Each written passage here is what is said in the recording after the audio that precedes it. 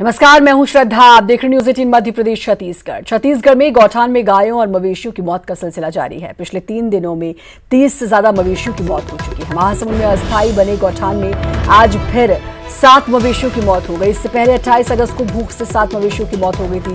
रायपुर के तिल्दा विकास खंड में भी गौठान में 5 गायों की भूख और बारिश में भीगने से मौत हुई। वहीं जांजगीर चांपा में भी 13 गायों की मौत हो गई।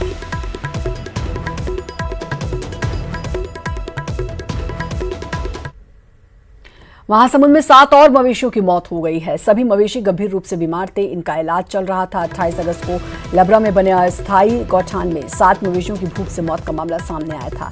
इस तरह महासमुंद में अब तक 14 मवेशियों की मौत हो चुकी है। वहीं पुलिस ने पशु क्रूरता अधिनियम की धाराओं के तहत अज्ञात लोगों के खिलाफ मामला दर्ज कर लिया है। आपको बता दें, कलेक्टर की बनाई जांच टीम ने अस्थायी गौठान के रखवार को दोषी बताया था। जांच में कई अन्य लोगों के दोषी पाए जाने की संभावना है।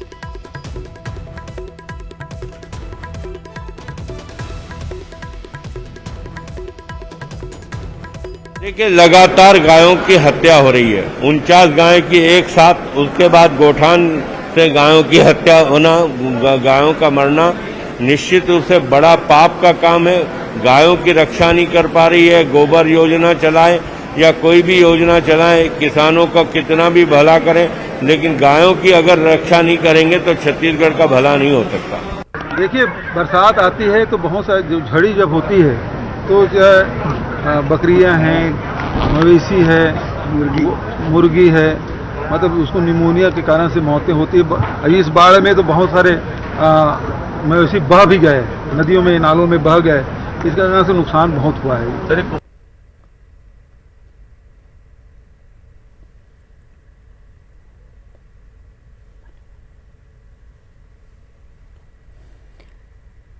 और हमारे संवाददाता सुरेंद्र हमारे साथ जुड़ चुके हैं और मनोहर सिंह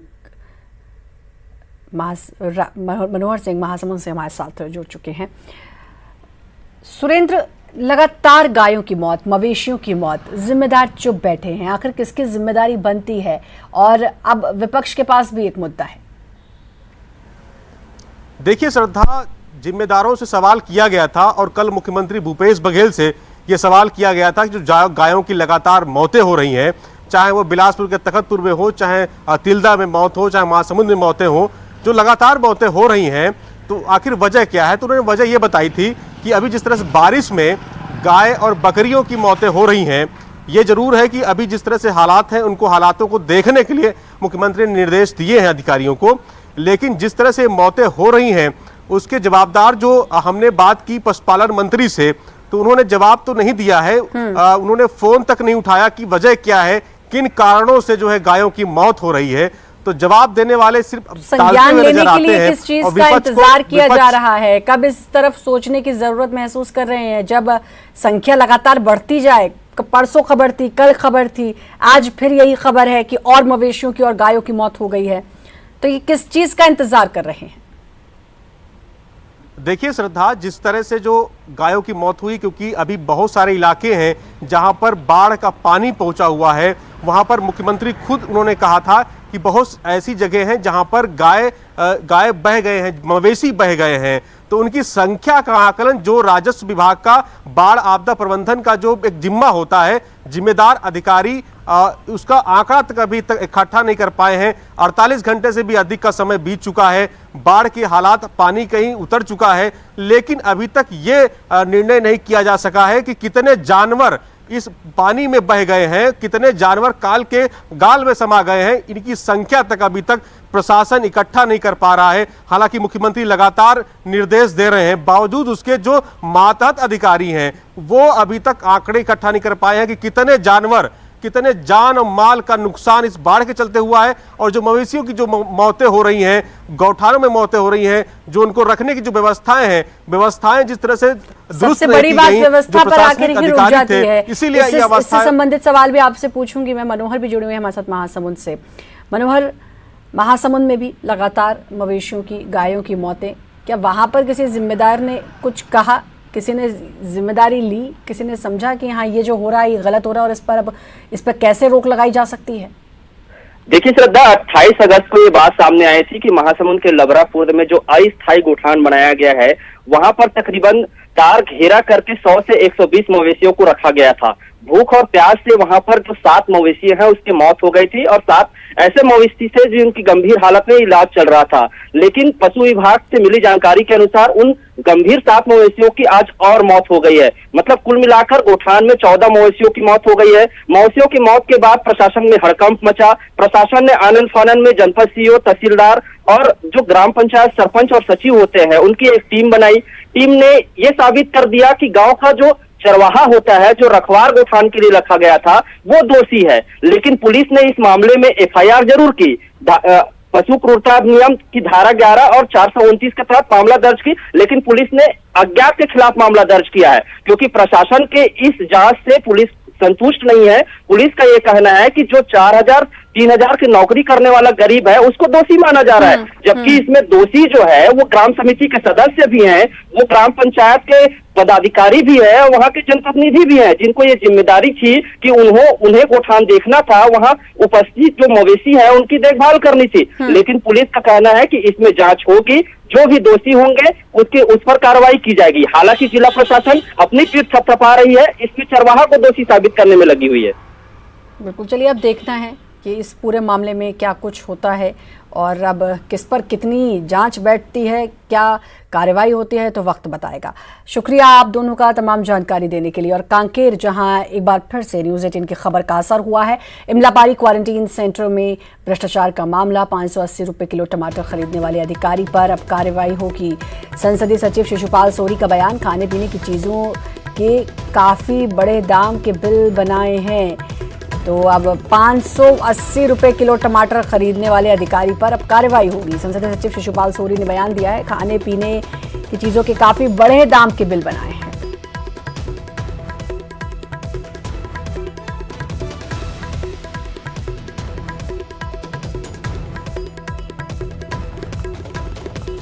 तो कोई भी बता सकता है कि इतना कोई अंतर नहीं हो सकता। 10 रुपये का 20 रुपया हो सकता है कि चलो भाई एक आध दिन कभी पानी वानी गिर गया, उस दिन बाजार नहीं लगा तो वो जो फेरी वाले थोड़ा ज़्यादा रेट लगा दिए। पर ये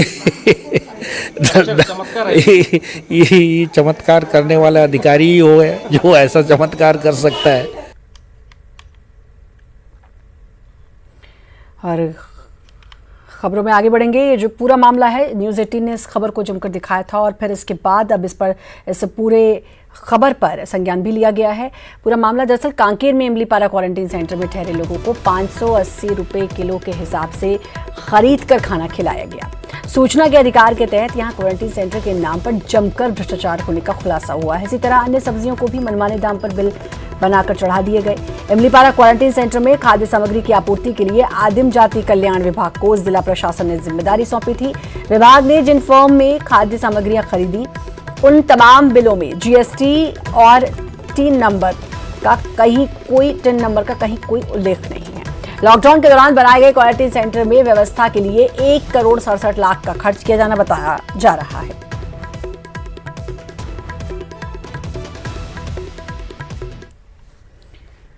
छत्तीसगढ़ में अब तक का सबसे बड़ा कोरोना विस्फोट, पहली बार कोरोना पॉजिटिव आंकड़ा हुआ है 1500 के पार। राज्य में 24 घंटे में मिले हैं 1513 नए मरीज।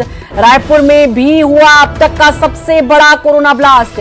राजधानी रायपुर में मिले अब तक सबसे ज्यादा 630 नए मरीज। कोरोना से कल 11 की मौत, पहली बार एक दिन में 709 मरीज हुए डिस्चार्ज। राज्य में एक्टिव मरीजों की संख्या 12,666। प्रदेश में कुल पीड़ितों की संख्या बढ़कर हुई 28,746। कोरोना से अब तक राज्य में 262 लोगों की मौत। अब तक 15,818 मरीजों ने दी कोरोना को मात। बीते 15 दिनों से छत्तीसगढ़ में रोज हो रहा है कोरोना विस्फोट। रायपुर नगर निगम में अब रोस्टर के तहत ड्यूटी लगेगी। निगम मुख्यालय समेत जोन कमिश्नर में ड्यूटी लगेगी। 50% संख्या में कर्मचारी अधिकारी काम करेंगे। निगम के कार्यालय में लगातार बढ़ रही है संक्रमितों की संख्या। 31 अगस्त से अब ये रोस्टर लागू होगा। तो आपको बता दें कि अब रोस्टर्स बनेंगे, 50% स्टाफ काम करेगा और रोस्टर्स के हिसाब से ही अब जो स्टाफ है वो काम करेगा कल से, यानी कि 31 अगस्त से ये रोस्टर लागू होगा।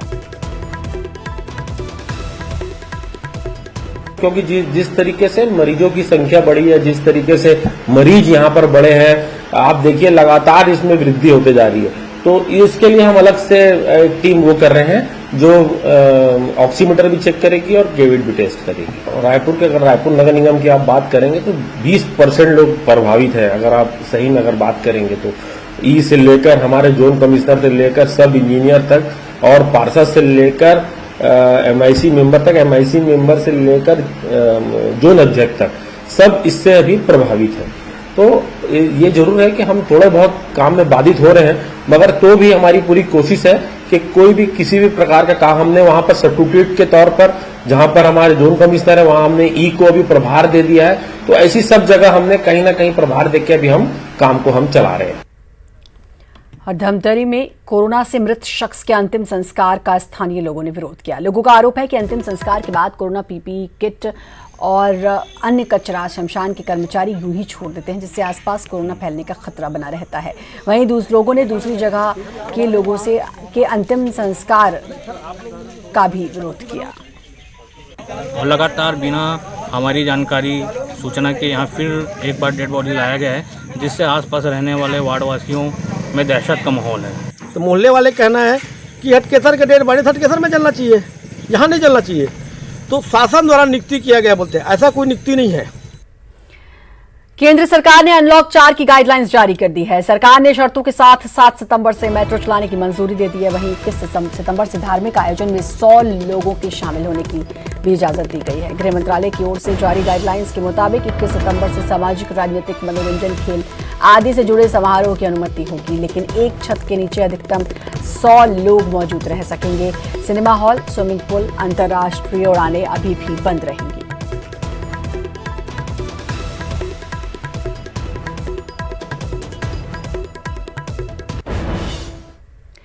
मुख्यमंत्री भूपेश बघेल से उद्योग मंत्री कवासी लखमा के नेतृत्व में बस्तर संभाग के जनप्रतिनिधियों ने मुलाकात कर जगदलपुर एयरपोर्ट का नामकरण बस्तर अंचल की आराध्य देवी दंतेश्वरी माई के नाम किए जाने की मांग की। मुख्यमंत्री भूपेश बघेल ने बस्तर के जनप्रतिनिधियों और बस्तर वासियों की इस मांग पर सहमति जताते हुए जगदलपुर एयरपोर्ट का नामकरण दंतेश्वरी माई के नाम किए जाने की बात कही।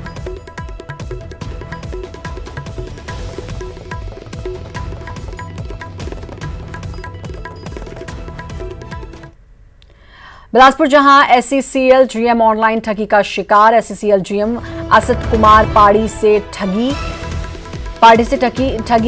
खाते से लगभग 66,000 रुपए हुए पार। पीड़ित ने इस मामले की सरकंडा थाने में पुलिस में शिकायत दर्ज कराई।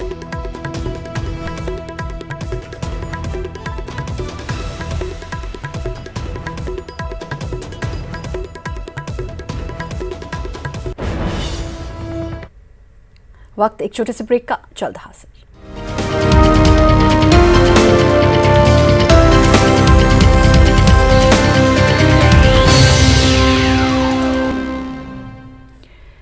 ब्रेक के बाद एक बार फिर से आपका स्वागत है। रायपुर नगरनार स्टील प्लांट के निजीकरण का विरोध अब तेज हो गया है। बस्तर संभाग के जनप्रतिनिधियों ने सीएम से की मुलाकात। उद्योग मंत्री कवासी लखमा के नेतृत्व में की गई मुलाकात। निजीकरण पर रोक लगाने को सौंपा ज्ञापन। सीएम भी नगरनार स्टील प्लांट के निजीकरण का कर रहे हैं विरोध। और आपको बता दें कि कल मुख्यमंत्री ने प्रधानमंत्री को खत भी लिखा है, जिसमें इसके प्राइवेटाइजेशन होने का विरोध जताया गया है और उसको रोकने की बात कही गई है। तो नगरनार स्टील के निजीकरण पर अब रोक लगाने के लिए ज्ञापन सौंपा है। अब इसका विरोध तेज हो गया है। सीएम भी स्टील प्लांट के निजीकरण का विरोध कर रहे हैं। इंडिया अगेंस्ट प्राइवेटाइजेशन, ये टैगलाइन भी दी गई है।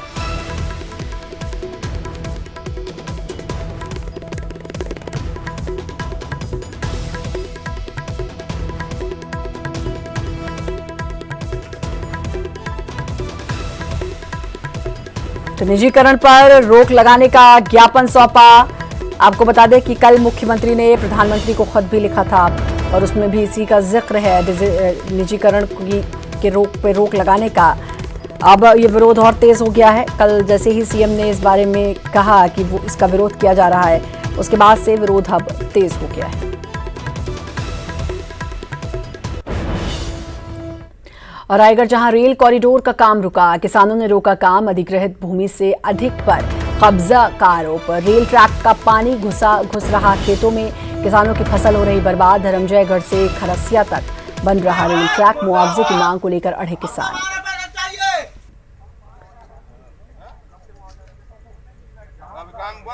धर्मजयगढ़ से लेकर के खरसिया तक का जो रेल कॉरिडोर बन रहा है उसकी बेतरतीब ढंग से बनाया गया है, कोई भी व्यवस्थित नहीं है, जिसकी वजह से पूरा रेलवे का पानी मेरे खेत में आकर के पूरे इसमें मिट्टी डाल दी है, जिसमें अभी मैंने धान का फसल लगाया हुआ था और इस रेलवे की पानी की वजह से मेरा जो धान का फसल था पूरी तरह से चौपट हो गया है। इसका कई बार हम लोगों ने प्रशासन को लिख करके दिया है, रेलवे वालों को भी बोला कि यहाँ सही ढंग से ड्रेन बना करके पानी को ले जाइए, पर प्रशासन आज तक इस ओर गंभीरतापूर्वक ध्यान नहीं दिया है। भारी बारिश के बाद जांजगीर चांपा के चंद्रपुर में महानदी का जलस्तर तेजी से बढ़ रहा है। बाढ़ का पानी चंद्रपुर के साथ साथ आसपास के ग्रामीण अंचलों में भी भरा हुआ है, जिससे लोग परेशान हैं। तो वहीं चंद्रपुर में बाढ़ का पानी अस्पताल, थाना और नगर पंचायत सहित चंद्रपुर की बस्ती में घुस गया है, जिससे जनजीवन अस्त व्यस्त है।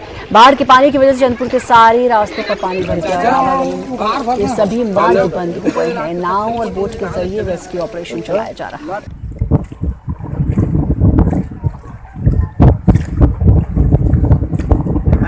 चंद्रपुर पूरी तरह से आसपास के क्षेत्रों से कट गया है।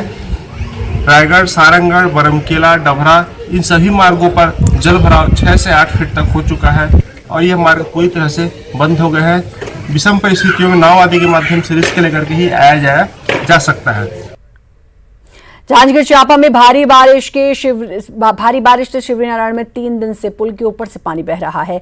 रायपुर शिवरीनारायण रायगढ़ मार्ग 3 दिन से यहां पर आवागमन बंद है। वहीं शिवरीनारायण के बस्तियों में भी बाढ़ का पानी घुस गया है, जिससे जनजीवन अस्त व्यस्त हो गया। राहत और बचाव कार्य जारी है।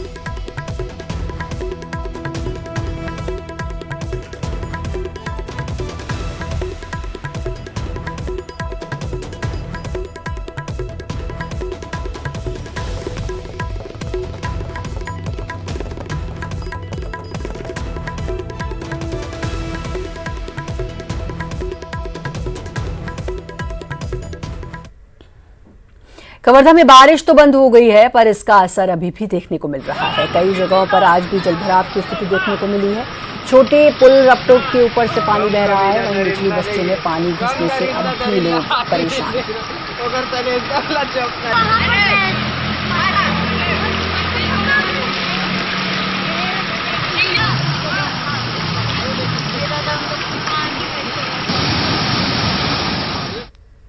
रायपुर में बारिश थमने के बाद भी कई इलाके में अब भी जल भराव है। पानी की निकासी नहीं होने से सड़कों पर अभी भी पानी भरा है, जिससे लोगों को काफी परेशानियों का सामना करना पड़ रहा है। वहीं बारिश से फसलों को भी नुकसान हुआ है।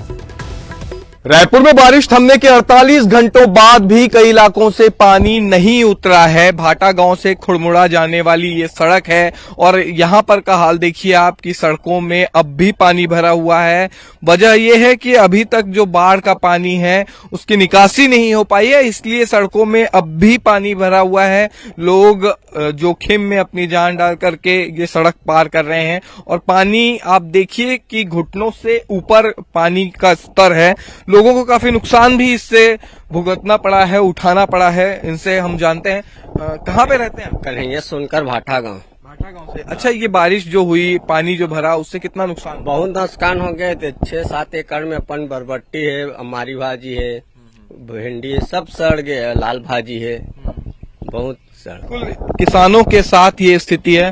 पीछे आप देखिए कि कितना पानी सड़कों में भरा है, तब आप अंदाजा लगा सकते हैं कि खेतों की किस तरह की स्थिति होगी। हालांकि मुख्यमंत्री ने ये निर्देश दिए हैं कि नुकसान का आकलन किया जाए और खासकर जो किसानों को नुकसान हुआ है बाढ़ की वजह से, उसका आकलन करके उन्हें मुआवजा दिया जाए। तो फिलहाल जिस तरह से ये देखा गया है कि अभी तक कोई भी टीम यहां पर नहीं पहुंची है और किसानों को इससे सबसे बड़ा नुकसान हुआ है। बाढ़ का खामियाजा किसानों को उठाना पड़ा है। कैमरा पर्सन इमरान कुरैशी के साथ देवव्रत भगत, न्यूज 18 रायपुर।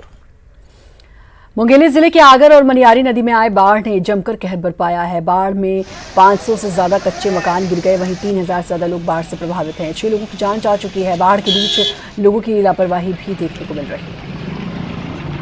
मुंगेली जिले में आए बाढ़ ने जबरदस्त तबाही मचाई है। मुंगेली के आगर नदी और लुरमी के मनियारी नदी पे आए बाढ़ से सैकड़ों मकान जमींदोज हुए हैं। इस समय हम बाढ़ प्रभावित क्षेत्र में हैं। मनियारी नदी के किनारे का यह एक मकान है जो आप देख सकते हैं कि किस तरह जमींदोज हुआ है और बाढ़ के पानी से लुरमी, मुंगेली, पथरिया, सरगांव ये सभी इलाके प्रभावित हुए हैं और सैकड़ों मकान जो हैं इस बाढ़ के पानी में बह गए हैं, जिससे हजारों लोग प्रभावित हुए हैं और हजारों लोगों को अभी राहत शिविरों में रुकवाया गया है। वहीं प्रशासन ने लगातार अलर्ट जारी किया था कि लोग सतर्कता बरतें, लेकिन कहीं ना कहीं लोगों की लापरवाही भी देखने को मिली है और आगर नदी में युवक और जो बच्चे हैं वो छलांग लगाते दिखाई दिए हैं। वहीं मनियारी नदी के बड़े पुल से भी लोग पानी में छलांग लगाते दिखाई दिए हैं। इसके साथ साथ कई लोग रिस्क लेकर पुल पार करते दिखाई दिए हैं और पुल के ऊपर पानी बहने के बावजूद भी पुल के ऊपर से कार निकालते हुए दिखाई दिए हैं।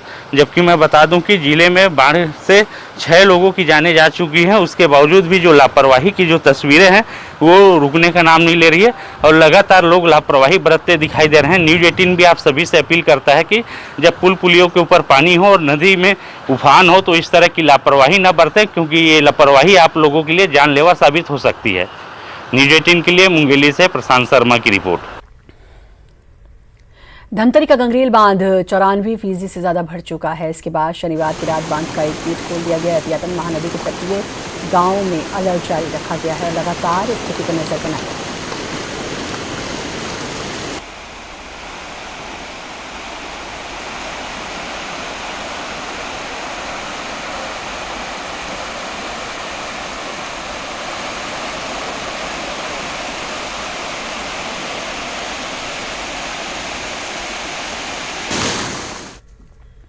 और इसी के साथ फिलहाल इस बुलेटिन में इतना ही। बाकी खबरों के लगातार बने रहिए न्यूज़ 18 मध्य प्रदेश छत्तीसगढ़ के साथ।